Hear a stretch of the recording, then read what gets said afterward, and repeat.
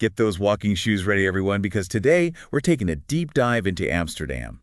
You asked us to uncover the best it has to offer, and trust me, we've dug deep to find some truly fascinating stories and hidden gems. What I love about Amsterdam is that it's more than just canals and pretty houses, you know? There's this incredibly rich history, vibrant art scene, and culture that seems to just pop up everywhere. It really is amazing, this blend of old-world charm and modern energy, like you said.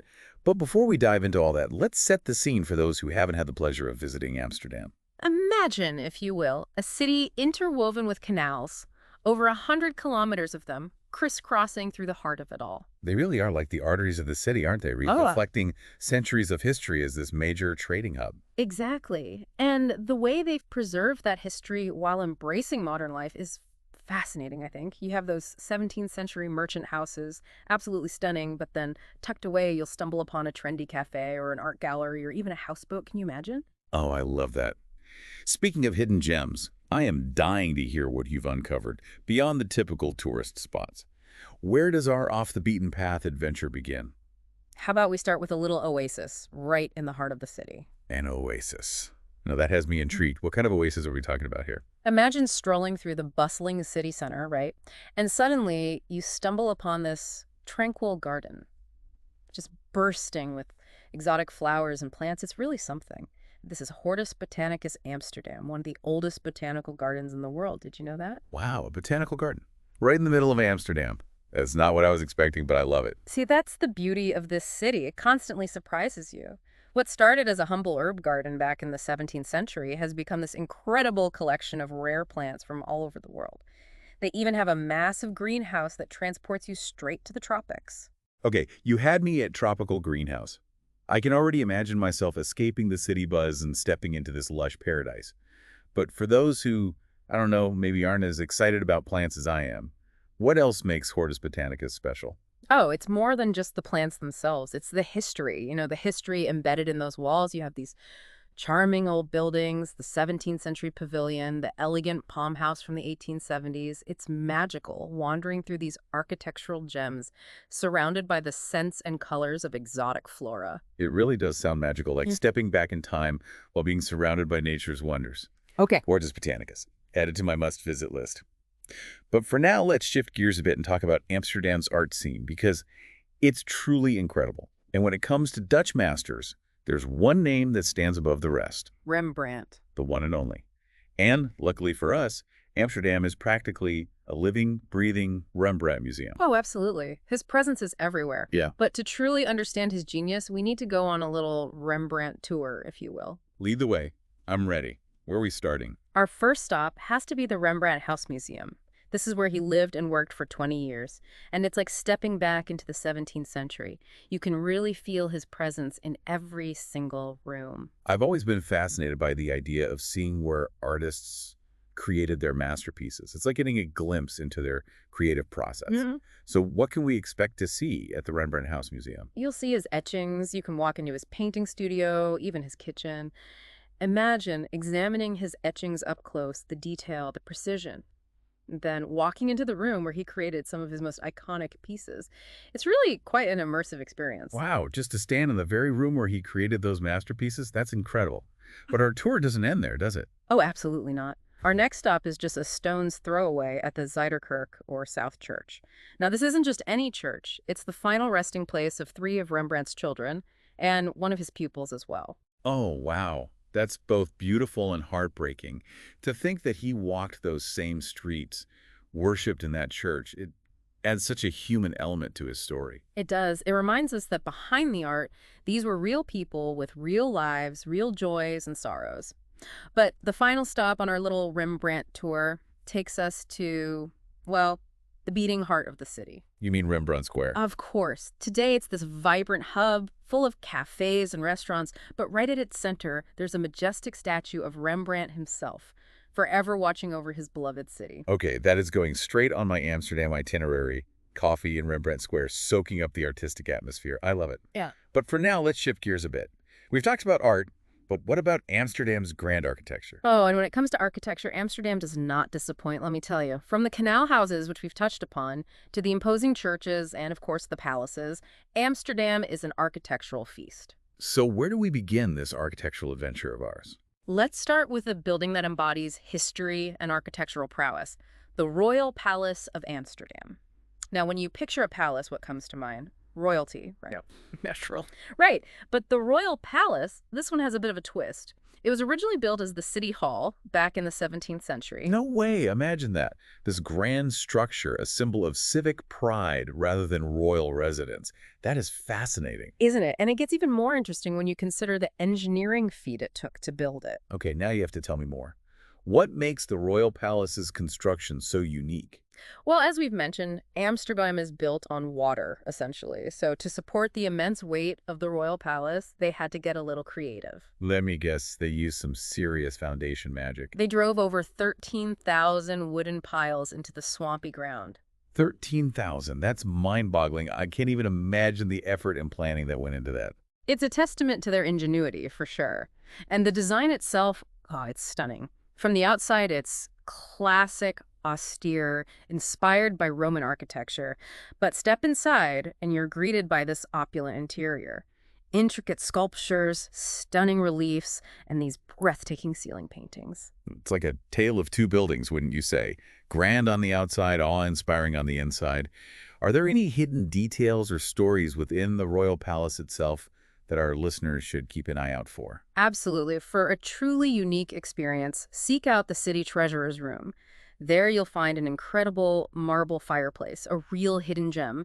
And for those who love little connections, some of the ceiling paintings were actually done by pupils of Rembrandt himself. No way, the Rembrandt connections continue. It's like a historical treasure hunt, following his influence throughout the city. Speaking of hidden treasures, are there any other architectural gems in Amsterdam that we should know about? There's a beautiful church tucked away near the Anne Frank house that many people overlook, the West Church. Oh, I love a good hidden gem. Tell me more. It's a stunning example of Dutch Renaissance architecture with these beautiful Gothic touches.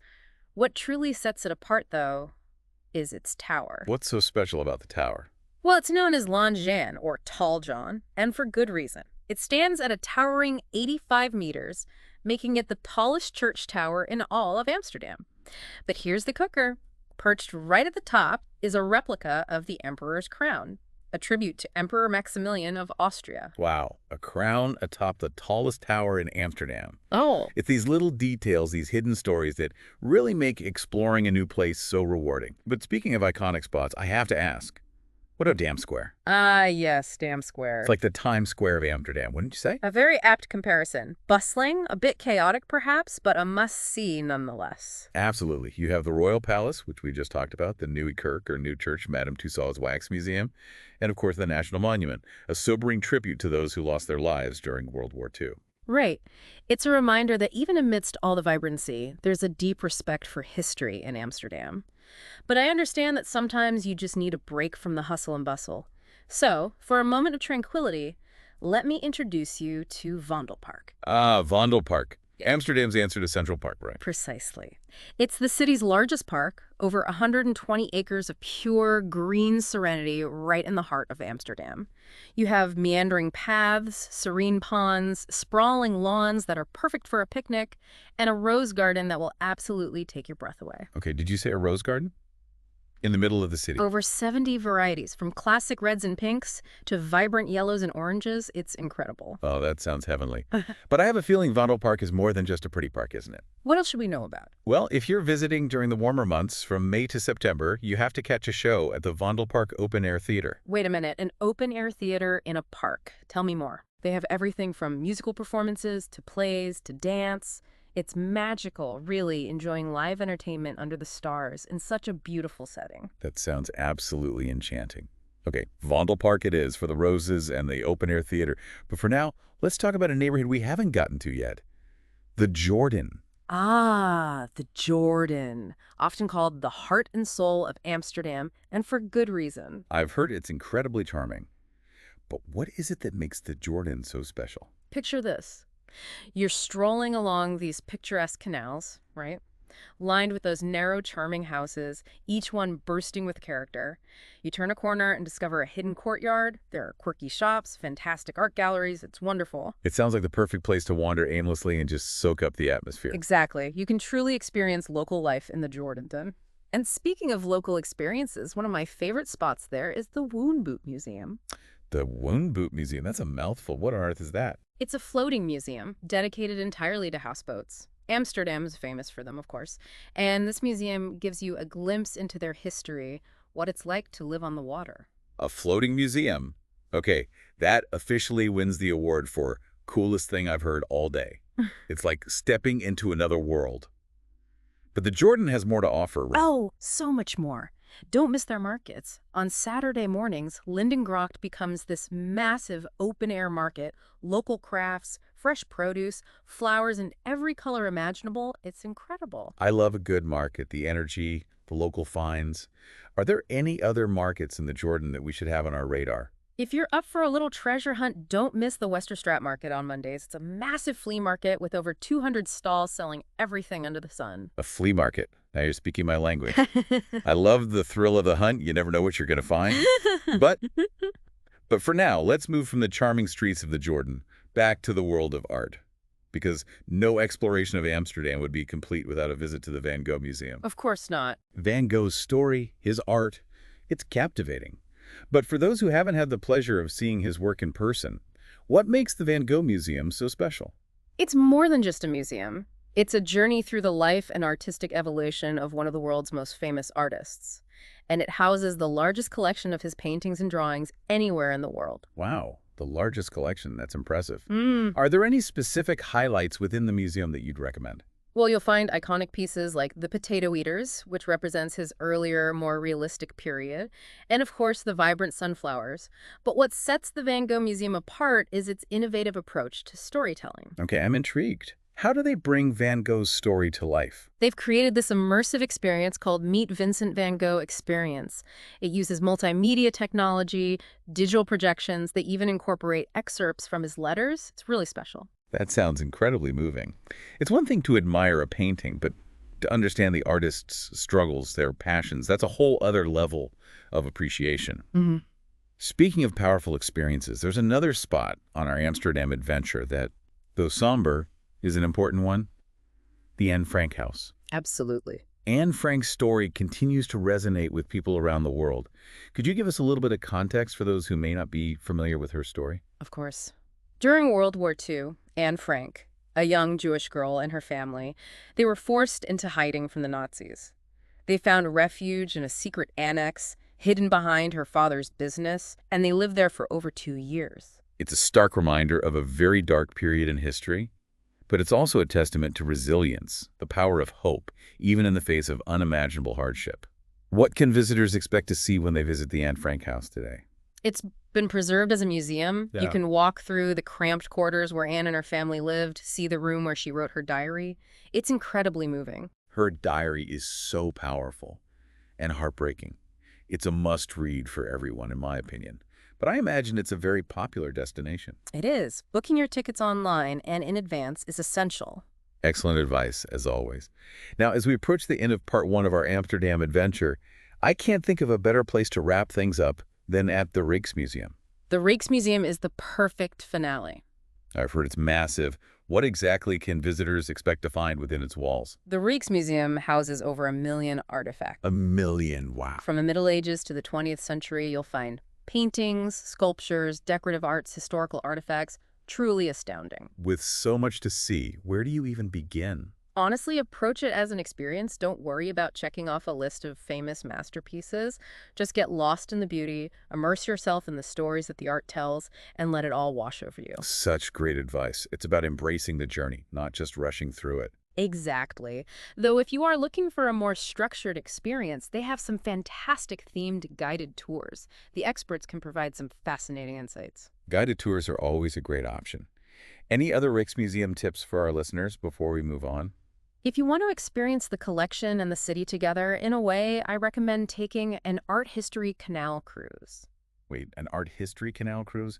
What is that? You glide along the canals while a guide points out buildings and locations that are connected to the artwork you've seen in the Rijksmuseum. It's a wonderful way to bring it all to life. That's brilliant. It really does bridge the gap between the museum walls and the city streets. I love that idea. But for now, we'll pause our journey here. Don't worry, this is just part one. We have so much more to uncover. Stay tuned for part two, where we explore some of Amsterdam's lesser-known attractions, the city's quirky side, and of course we'll be diving into its culinary delights. Welcome back to Amsterdam, everyone. Last time we left off at the Rijksmuseum, surrounded by masterpieces. But as promised, today we're going off the beaten path a bit, exploring the unexpected, the quirky, and maybe even a little bit of the controversial side of Amsterdam. Ooh, controversial. Now you've got my attention. I do love a little intrigue. What do you have in store for us? Well, we can't talk about Amsterdam without talking about, well, the coffee shops. Ah, yes, the infamous coffee shops of Amsterdam. Yeah. It's definitely one of those things people always seem to associate with the city. But for those who haven't had the, shall we say, pleasure of visiting one, can you clarify what makes these coffee shops different from, well, every other coffee shop in the world? You won't find any lattes here. In Amsterdam, coffee shops are establishments where, well, cannabis is legally sold and consumed. They're social hubs with a very particular menu, let's just say. It's definitely a different approach. And it's important to remember that while it might be legal and culturally accepted in Amsterdam, it's crucial to approach it with respect and awareness. Absolutely. Informed and respectful. That's the key. But Amsterdam's quirkiness goes way beyond coffee shops. For something truly unique, I recommend the Electric Ladyland Museum. Electric Ladyland. The name alone deserves some kind of prize. What on earth is the Electric Ladyland Museum? Get ready for a trip, because this one's a doozy. Imagine a museum dedicated entirely to fluorescent art and psychedelic lighting. Wait, so we're talking black lights, neon, that kind of thing? Oh, I am so there. Even better, think glowing minerals, neon sculptures, interactive light installations. It's wild, like stepping into another dimension. I can only imagine. A sensory overload in the best possible way. I love that Amsterdam embraces that kind of creative energy, Yeah. It's not all stuffy museums and historical landmarks, as much as we love those too, of course. Of course, of course. And speaking of creative energy, Amsterdam has a thriving street art scene that you absolutely cannot miss. Oh yes, I've heard Amsterdam is a street art lover's paradise. What makes it such a great city for that kind of art? Well, it has a long history of tolerance and freedom of expression, which has really created this incredible environment for street artists. So it's not just about graffiti then. It's about using public spaces as a canvas for something more, for social commentary, artistic expression. Exactly. And because the city is relatively compact, it's easy to explore different neighborhoods on foot and just discover these hidden murals and stencils tucked away in unexpected places. It's like a treasure hunt. Hmm. Do you have any particular neighborhoods that you'd recommend for our listeners who want to see the best street art? Absolutely.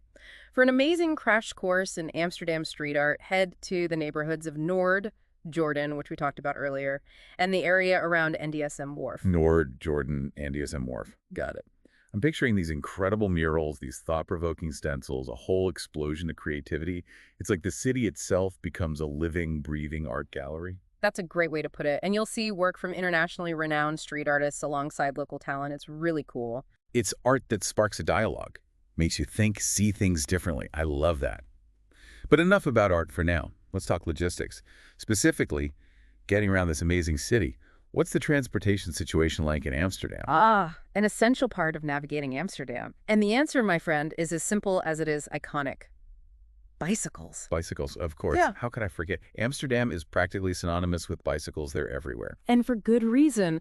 Amsterdam is so incredibly bike-friendly, with bike paths crisscrossing the entire city. It's honestly the best and most enjoyable way to get around. Not to mention a great way to burn off all the delicious food you're going to be eating, which we'll be talking about soon. But in all seriousness, for someone who might be a little intimidated by the idea of navigating a city by bike, do you have any advice? It's honestly easier than you might think. Embrace the Amsterdam way of life. Relax, go with the flow, and let those bike paths be your guide. Rent a bike from one of the many, many shops, and you'll be cycling like a local in no time. And hey, if all else fails, there's always the tram or the classic canal cruise. Always an option. Amsterdam has a great public transportation system, but there really is something so freeing about exploring Amsterdam on two wheels, the wind in your hair as you glide along the canals. Speaking of, The canals. Yeah. We can't talk about Amsterdam without talking about the canals. We've mentioned them a few times already, but now it's time to really give them their due. What is it about Amsterdam's canals that make them so special? well, for starters, they're not just any canals, they're a UNESCO World Heritage Site. Wow. A UNESCO World Heritage Site. That's a pretty big deal. What makes them worthy of such a designation? They date back to the 17th century, Amsterdam's golden age. The city was at the heart of trade and prosperity, and those canals were designed to accommodate all of that growth and activity. It was a remarkable feat of engineering at the time, and it's amazing to see how those canals still define the city's character today. They're like these veins pumping life and history into every corner of the city. Beautifully put. And the best way to experience their magic is, of course, from the water itself by taking a canal cruise. A canal cruise, naturally. But there are so many canal cruise options. How do you choose which one is right for you? Any tips for our listeners? It really depends on your interests. There are daytime cruises, evening cruises, hop-on, hop-off cruises, themed cruises. You name it, they probably have it. So many choices, it's almost overwhelming. For a first-timer, what would you recommend? You can't go wrong with the classic daytime canal cruise. You glide under those bridges, you admire the houses from the water. It's a great way to get a feel for the canal district. It's so different from exploring on foot, isn't it? You're seeing the city from a whole new perspective. Absolutely. You notice these architectural details you might miss otherwise. Plus, it's incredibly relaxing. The perfect way to unwind after a day of exploring for sure.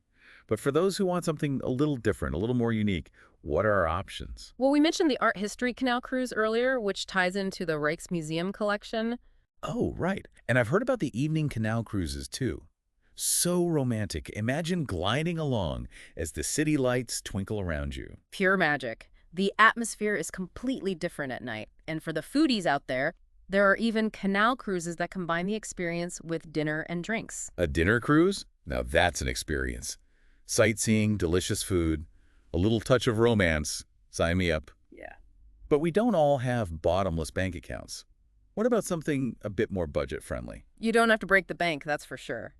Amsterdam has some very affordable public canal ferries that offer a similar experience. That's great to know. Everyone should be able to enjoy the magic of the canals no matter their budget. It's such a unique and essential part of the Amsterdam experience. Couldn't agree more. And as our adventure continues, I think you'll be amazed by the sheer variety that Amsterdam offers. It's a city for every taste, every pace, and every budget. It really is. So far, we've explored hidden gardens, we've wandered through charming neighborhoods, we've delved into art and history, and we even touched on cannabis and psychedelic museums. And we're not done yet. Get ready to indulge your senses because up next, we're diving into Amsterdam's surprisingly delicious culinary scene. All right, everyone, let's talk about food. We've covered a lot of ground in Amsterdam, from canals and art to, well, even a little bit of controversy. But now it's time to indulge those taste buds. I'm ready to eat my way through this city. Where should we start? You and me both. And you know, while Amsterdam's food scene might not be as famous as, say, Paris or Tokyo, it is full of surprises, delicious surprises. But we have to start with the classic, right? The stroopwafel. The stroopwafel. Those thin, crispy wafers with that irresistible caramel center. Oh, I've heard so much about them.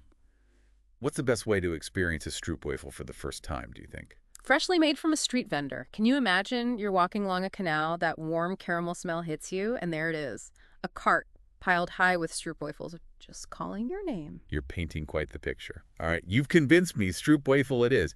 But let's move on to something a little more, well, savory. What else is on the menu? We have to talk about bitterballen. They're everywhere, and ooh, so good. Bitterballen. That's a new one on me. What exactly are they? The name doesn't give much away. Imagine, if you will, these crispy little balls filled with a creamy, meaty ragu. They're usually served with mustard, the perfect bar snack. Okay, those sound amazing. So the perfect accompaniment to those craft beers we talked about earlier. A match made in Amsterdam heaven. But we can't talk about Dutch food without talking about cheese. Oh, cheese. Yes. Tell me everything. I'm ready for it. Be prepared to be overwhelmed. Amsterdam is a cheese lover's paradise. Every corner you turn, there's a cheese shop, each one more tempting than the last, with wheels and wheels of Gouda, Edam, Maasdammer, you name it, they've got it. Okay, stop. You're making me hungry. So what's the best way to dive headfirst into this cheese extravaganza?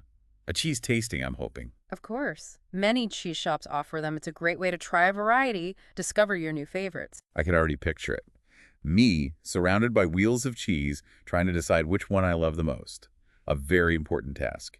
But Amsterdam's culinary scene is more than just snacks and cheese, right? Yeah. What about the restaurant scene? Any hidden gems you can let us in on? Oh, Amsterdam has it all. You have your Michelin-starred restaurants serving incredible modern Dutch cuisine, and then you have your cozy little cafes and trendy bistros, each with its own unique vibe. Michelin-starred restaurants, you say? I'm always up for a fancy night out. Do you have any favorites? Way too many to list here. But if you're looking for something a little more casual, definitely head over to the Jordan neighborhood. The Jordan again. That seems to be a recurring theme, and I'm not complaining. It's a really special place. They do a fantastic job of mixing those traditional Dutch flavors with a modern flair. And of course, you have influences from all over the world there as well. Okay, the Jordan is officially at the top of my list. But what about markets? Any food markets in Amsterdam worth checking out? I love a good market experience. So much energy. Absolutely. For a truly local experience, you have to go to the Albert Cup Market. It's this bustling street market, over 260 stalls. 260 stalls. That's incredible. What kind of things can we expect to find there? Everything. Fresh produce, seafood, spices, you name it. Oh, and of course, those stroopwafels we talked about earlier. It's a feast for the senses, I can tell. Are there any other markets we should add to our list? A little variety never hurt anyone. If you're after something a little more, I don't know, curated, maybe a little more upscale, you could try the Food Holland. Food Ellen. Okay. Tell me more about it. It sounds intriguing. It's indoors in an old tram depot, actually. Very trendy, industrial chic kind of vibe. They have everything from gourmet burgers to Vietnamese street food, craft beers, artisanal cheese. It's really quite the experience. Okay, you had me at former tram depot turned trendy food hall. That is definitely going on my list. But enough about food, for a moment at least.